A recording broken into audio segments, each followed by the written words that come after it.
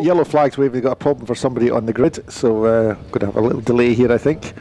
Could be the number 23 car, unfortunately. Oh well, the final moment of the 29th season of XR2's racing in Scotland ends with the sole surviving XR2 being wheeled off the grid. That's a great shame. Is this ominous? That's a great shame for the driver of number 23. That's Sonny Gray. After 29 years, you might have outlasted it. Well, you get this far, and you know, you've spent all the money. You're on the grid, ready for your race, and it doesn't happen. And it's such a disappointment, such a frustration. But the marshal's quick to the scene, wheeling him safely off the track, and then we'll be ready to go for the red lights and straight into the race start. So Andrew Graham against Alistair Bapty at the front of the grid. The red lights are still on. Away we go. Lots and lots of wheel spin for Alistair Bapty and for Andrew Graham. Good start from Mario Ferrari once again, and a great start from the Kinman Mini, coming rocketing into the midfield, the 63 Mini. That's a fantastic run from the back of the grid. Superb stuff. And down the hill they go for the first time. Andrew Graham leading. Alistair Bapty going to challenge up the inside of McIntyre. Is he going to slither through into the lead? Yes, he does. Alistair Bapty leads the race in the MGB GT from Andrew Graham. Third place then Mario Ferrari in the Ferrari. And then we've got Craig Houston's Lotus Excel following in fourth, just ahead of Jimmy Crow's Scimitar and the new champion, the number 11 car of Ian Mitchell. So good start for Alistair Bapty.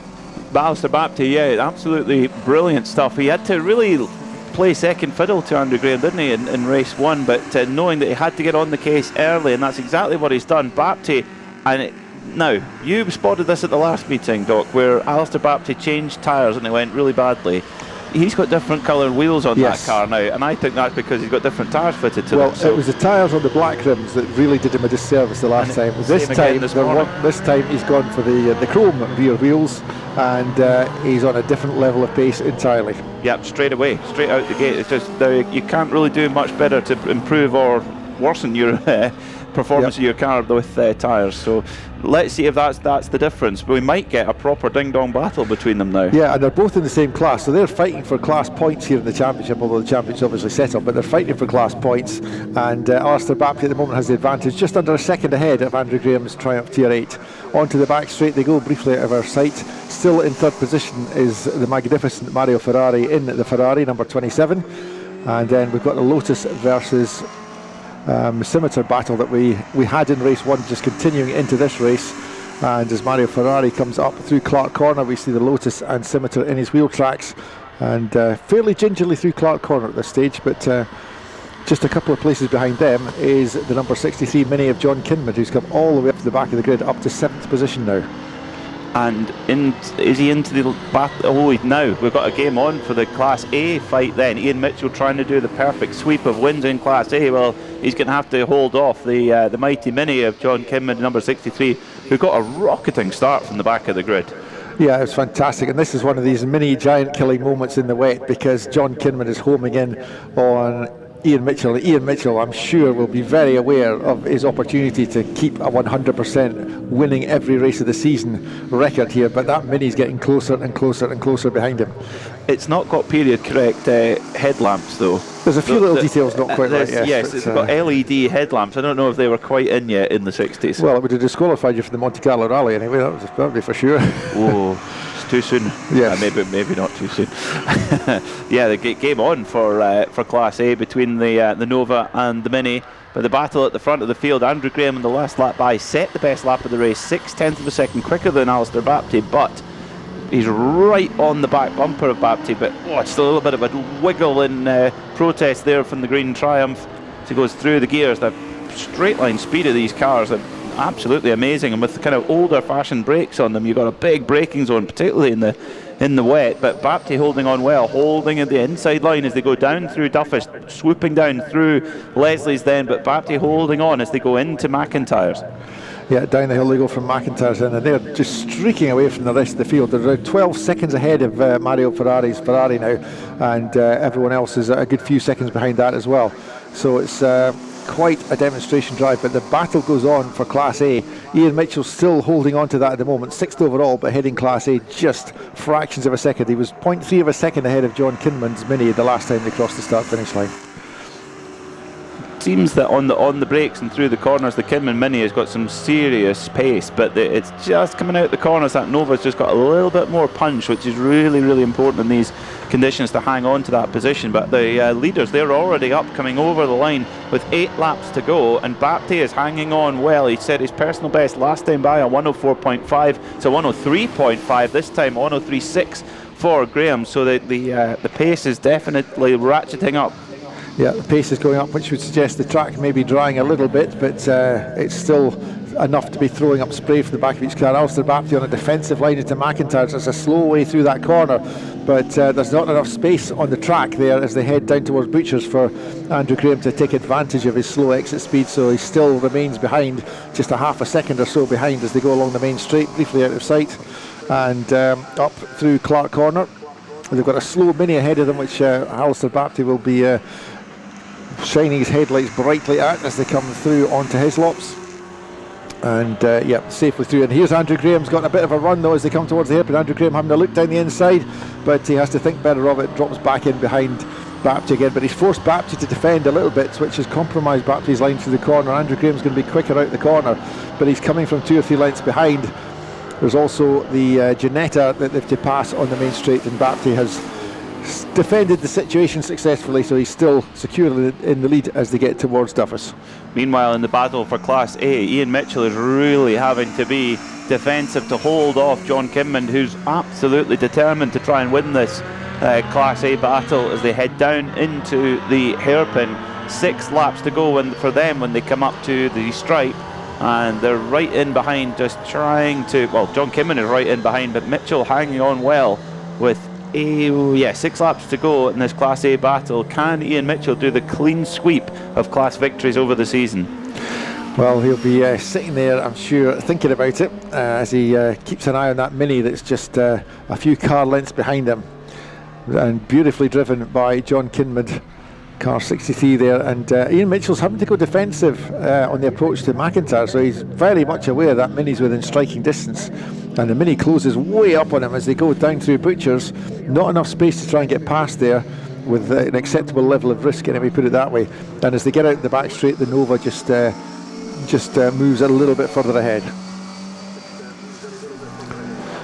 Oh, Mario Ferrari in 3rd place, holding on well down on the brakes into the hairpin, although the pace behind them, Craig Houston and Jimmy Crowe, is strong. They both put personal best in, as Jimmy Crowe has a massive slide there in 5th place and just about hangs on to it. So last by Mario Ferrari, a 107.6, 108.3 for Houston. So Ferrari's just got nearly actually set his personal best there, so he just steadied the ship a little bit there as the chasing Lotus and Scimitar are getting a little bit too close for comfort. Just found an extra gear in that Ferrari.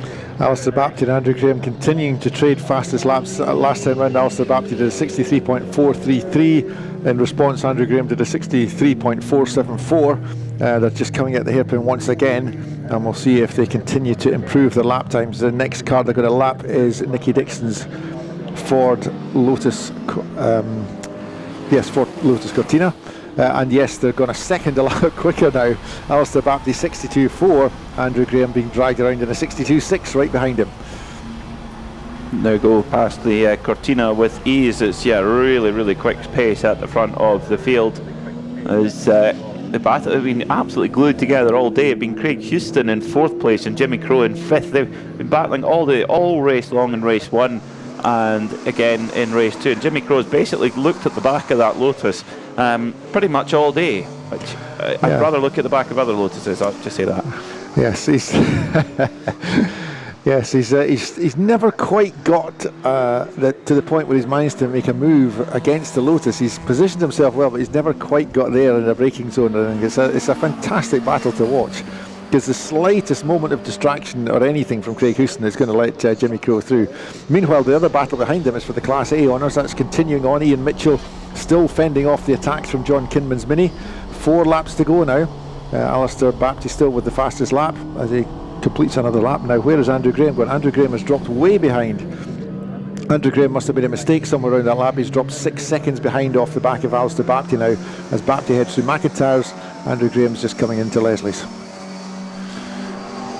Ian Mitchell has held on very well in that Class A battle. He's had Kinman on his case all the way through, but Kinman just not able to make that move stick at all. There's the Craig Houston making his way around the little Janetta there, and through comes Jimmy Crowe. Actually a little bit of time lost there for Jimmy Crowe coming through traffic. Yes, I kind of miscued that, because I thought the Janetta for the moment was Jimmy Crowe that was side by side with the Lotus, but it was in fact the Janetta, not the Lotus. Not the, you know what I'm trying to say. Yes. Yes, Scimitar. Yes. That's the one. Bapty has pulled an absolute massive margin here out of Andrew Graham. It was 6 seconds when he came out over the line. What is it now? 5.4. So Graham has responded, but yeah, that's. Yeah, I think Graham made a mistake on the previous lap, and that's what pulled out the 6. And then he's now trying to fight it back. But John Kinman on that lap going into Duffus got very, very close to overtaking Ian Mitchell going to Duffus, but Ian Mitchell held his nerve, didn't go onto a radically defensive line, and survived that attack. But there's still 2.5 laps to go for that pair, so he's got a bit of work to do yet. There might be one less, because the leaders might well come through. Yeah, they probably will, because Bapty's not too far behind them, the leaders in Class A. So it might only be 2 laps to go for them. Yes, Bapty will catch them before the end of the race. Yeah, I think. So it'll be 2 laps to go for this Class A battle then, and Mitchell hanging on well, but he makes one error and Kinman's all over him. Yep, it's very, very tight indeed. Bapty, this is, I mean, what a response. I'm really looking forward to hear from when Chris Hosey gets a chat with Alistair Bapty to hear what was the change. Was it a tyre change, as we suspect it is? And if so, what was the change to and from? That's going to be fascinating to try and find out what that was, because they think the difference in performance, Doc, really, between race 1 and race 2 for Alistair Bapty are 2 very, very different levels of performance. Yeah, I think it's tyres. Whichever way he's gone on the tyres, it's definitely worked for him. Didn't work at all race 1. You could see he was really struggling for grip and traction, but this race his car has just handled beautifully. It's done everything he's asked of it. It's interesting that when at the previous meeting when he had that same issue, it was whatever tyres he had on the black wheels didn't work, and the silver wheels they were better, and it's the same this way around. So I wonder if it's the same tyre causing him the same problem.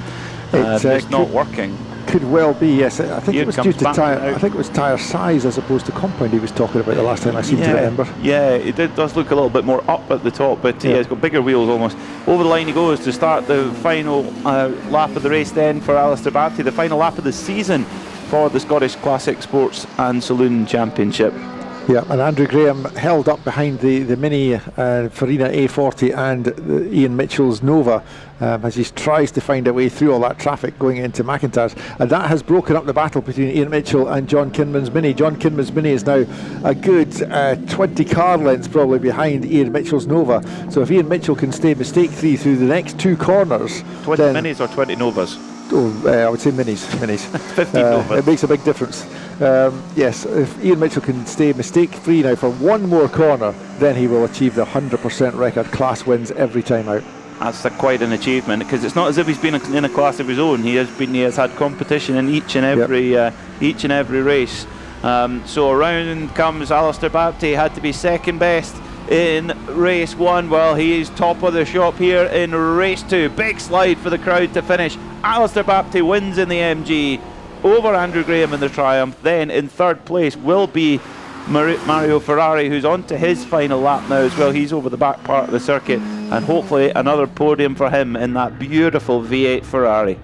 Yeah, great to see Mario Ferrari's car working well, lasting the race and performing superbly well. He's driven well this weekend, so good results for him. 2 podiums, he'll be happy with that. And then in the battle for the Class A honours, Ian Mitchell did win in the end ahead of John Kinman's Mini.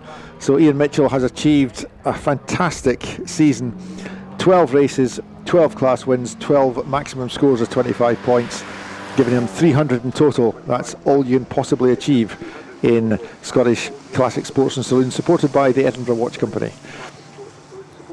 So the first three overall then: number 1, Alistair Bapty; number 78, Andrew Graham; and number 27, Mario Ferrari. They're the top three. Alistair Bapty wins Class E. Mario Ferrari, 27, wins Class D. Class B has been won by Craig Houston. Class G has been won by Jimmy Crowe. Craig Houston in car 91, Jimmy Crowe in car 21. And Class A by number 11, Ian Mitchell.